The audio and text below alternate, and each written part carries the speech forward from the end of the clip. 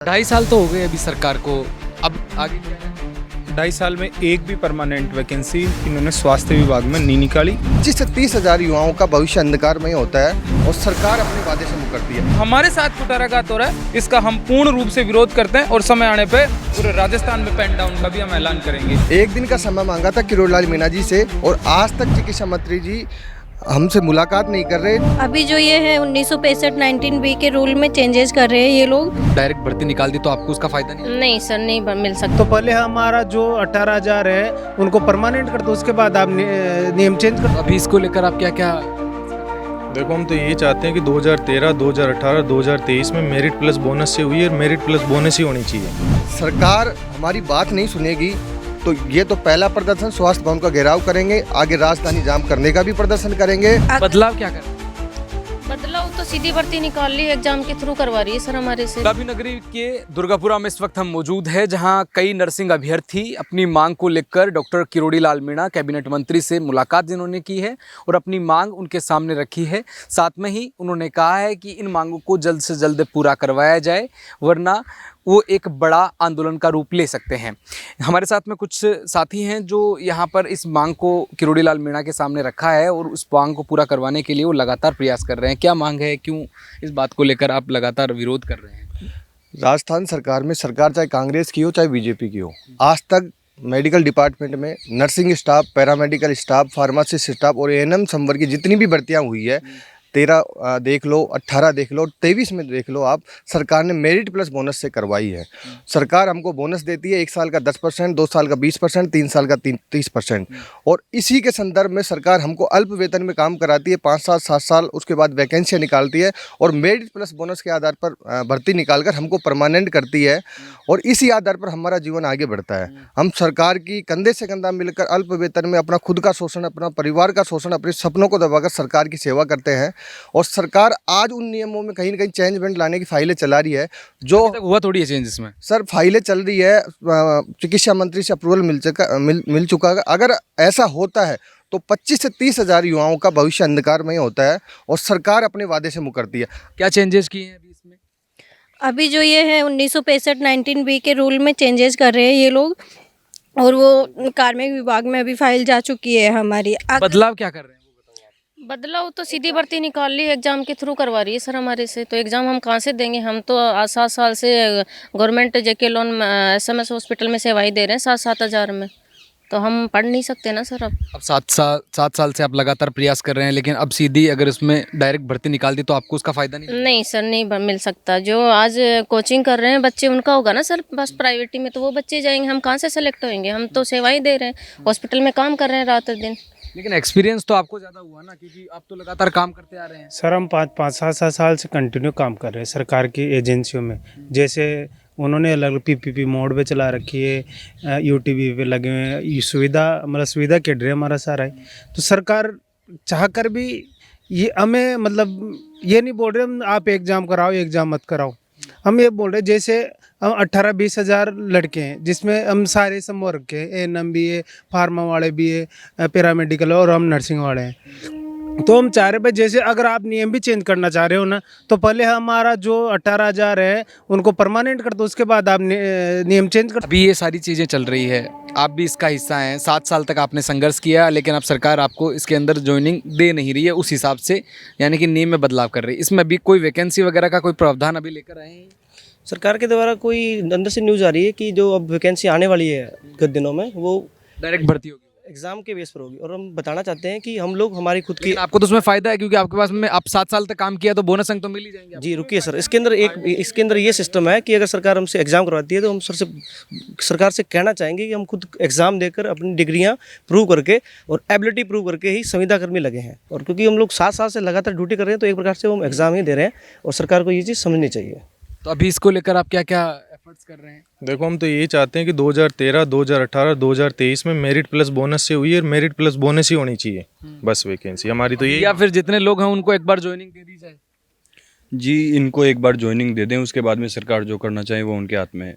जो पहले से लगे हुए हैं आप उनका तो भला करो। फिर बाद में लोग वो विरोध करेंगे कि भाई इनको ज्वाइनिंग दे दी है, फिर बाद में सरकार नहीं, सरकार एक लेटर जारी कर देना कि आज दिनांक से कि जितने भी लगे हैं संविदा निविदा पे कर्मचारी, उसके बाद आगामी जो भी भर्ती होगी हम एग्जाम से करेंगे, तो उसमें किसी प्रकार को आप बोनस अंक नहीं दिया जाएगा। तो हम पढ़ाई में जुट जाएंगे, तैयारी करने लग जाएंगे। लेकिन सरकार एक तरफ तो संविदा पे कर्मचारी लगाती है, फिर एक तरफ कहते हैं कि आप एग्जाम तो डबल काम कैसे होगा। अब क्या रणनीति आ गई? हम लगातार 23 दिन से माननीय किरोड़ीलाल मीणा जी के बंगले पर बैठे हुए हैं और 23 मार्च को हमारा डॉक्टर किरोड़ीलाल मीणा जी के सानिध्य में मध्यस्थता के बीच में मंत्री महोदय से डेलीगेशन भी हुआ था और चिकित्सा मंत्री जी ने स्पष्ट कहा था कि मैं इनके साथ जिस तरीके से भर्ती होती आई है उसी तरीके से मेरिट प्लस बोनस पे कराऊंगा। और मैं कह रहे हैं चिकित्सा मंत्री, एक दिन का समय मांगा था किरोड़ीलाल मीणा जी से और आज तक चिकित्सा मंत्री जी हमसे मुलाकात नहीं कर रहे। 24 का दिन निकल गया, 25 निकल गया, आज उस चीज़ को 20 दिन हो गए, लेकिन चिकित्सा मंत्री जी ना तो माननीय मंत्री जी से बात कर पा रहे हैं, टाइम दे रहे हैं लेकिन मिल नहीं पा रहे हैं। 23 दिन धरना निरंतर चलेगा और 15 तारीख का कल हमारा स्वास्थ्य भवन पे कूच है, उसका घेराव है। सरकार हमारी बात नहीं सुनेगी तो ये तो पहला प्रदर्शन, स्वास्थ्य भवन का घेराव करेंगे, आगे राजधानी जाम करने का भी प्रदर्शन करेंगे और फिर भी सरकार अगर हमारी नहीं सुनती है तो राजस्थान की चिकित्सा व्यवस्था को हम ठप करने का काम करेंगे। क्योंकि राजस्थान की रीढ़ की हड्डी संविदा निविदा कर्मी है, जो 25 से 30 हज़ार लोग गांव-गांव ढाणी तक राजस्थान की जन कल्याणकारी योजनाओं को तक सरकार को पहुंचा रहे हैं। वो हम ही है जिन्होंने सरकार ने ये लॉलीपॉप दिया था कि हम आपको बोनस देंगे और परमानेंट मेरिट प्लस बोनस के आधार पर कराए जाएंगे। सरकार आज अपने वादे से मुकर रही है। राम राज्य की सरकार है और हमने तो सुना था कि राम राज्य में रीत बनी आई कि रघुकुल रीत सदा चली आए, प्राण जाए पर वचन न जाए। आज सरकार अपने खुद की राम राज्य की रीत तोड़ रही है, जो कहीं न कहीं लाखों युवाओं के साथ या लाखों राजस्थान की जनता उनके साथ या कठोराघात, और उनके बच्चे जो जवान किसान गरीब मजदूर के जो बच्चे हैं जो नर्सिंग करते हैं वो राजस्थान की जनता की सेवा करते हैं अपनी जान दांव पर लगाकर। क्योंकि आईएएस और नेता मंत्रियों के बच्चे तो कभी नर्सिंग करते नहीं हैं। ये गरीब के बच्चे हैं जो ज़मीन गिरवी रखकर, अपने माँ का गहना गिरवी रखकर नर्सिंग करते हैं और अल्प वेतन में संविदा पर लगकर राजस्थान की जनता की सेवा करते हैं। और जब इनका परमानेंट होने की बारी आती है तो कहीं ना कहीं सरकार के पेट में दर्द उठ जाता है और नियम में चेंज करने की बातें हो जाती है। 2.5 साल तो हो गए अभी सरकार को, अब आगे क्या रहने वाला है? 2.5 साल में एक भी परमानेंट वैकेंसी इन्होंने स्वास्थ्य विभाग में नहीं निकाली। राजपत्रिया को पद पे कोई भी, ना तो नर्सिंग स्टाफ की निकाली, ना मंत्री तो बड़े बड़ी बातें बोल रहे हैं। वो मुख्यमंत्री जी बोल रहे हैं। उन्होंने पिछली जो भर्तियां थी कांग्रेस कार्यकाल की, उन भर्तियों को पूरा कराया, उनके लिए मैं धन्यवाद देना चाहता हूं। लेकिन इन्होंने आज तक एक भी नर्सेज, एएनएम, पैरामेडिकल एक भी परमानेंट पद नहीं निकाले अभी तक। और हमारी आज ये मानो हम 2021 में राजस्थान की जो एग्जाम एजेंसी है, राज्य कर्मचारी चयन बोर्ड आयोग, उससे हम एग्जाम देके आए हैं। तो आज आप 6 साल बाद में हमारा दोबारा एग्जाम कैसे करा दोगे? ये कोई रूल ही नहीं है। 1965 90B बनाई इसलिए है संविदा कर्मचारियों को परमानेंट करने का। ठीक है, आप उस नियमों में परिवर्तन करो, हमारे कहने पे आप रोको भी नहीं, लेकिन हमारा अधिकार है। आपने 5 साल हमारे से काम करवाया है और इस बेस पे, इसी मानसिकता से हम लगे थे कि हम भी एक दिन राज्य कर्मचारी बनेंगे। लेकिन आज हमारी वक्त आज तक राजस्थान में ओनली फॉर 1700 लोग आरपीएससी का एग्जाम दे के लगे थे, उसमें भी पेपर आउट हुआ था, आप देखना। और सारे जो परमानेंट हुए हैं इसी नियम से हुआ है। और जो 1965 90B बना हुआ है वो सुप्रीम कोर्ट से वेरीफाई नियम है। हमारे कुछ पिछले भर्तियों में साथी सुप्रीम कोर्ट चले गए थे, तो सुप्रीम कोर्ट ने ये कहा है कि राजस्थान में या कहीं भी जो कर्मचारी काम करता है, अल्प वेतन में काम करता है, उसको परमानेंट करने का ये बहुत पेपर लीक तो नहीं हो रहे एटलीस्ट, बड़ी अच्छी बात है। हाँ, बहुत अच्छी बात है जी। पेपर हुए ही नहीं है, अगर पेपर होंगे तो लीक हो गए। हम तो सरकार से ये मनसा कर रहे हैं, अभी हम 7-8 साल से अल्प वेतन में काम कर रहे हैं, तो अगर आप कल को एग्जाम भी होता है तो उसकी क्या पूर्णतः गारंटी है? अभी वो मतलब लीक नहीं होगा, फिर लीक होगा, फिर आप भर्तियां करवाओगे, तो इससे अच्छा है अभी मेरिट प्लस बोनस। आपके डिपार्टमेंट की नहीं हो, बाकी तो ऐसा ही भर्ती वगैरह तो अभी हुई है।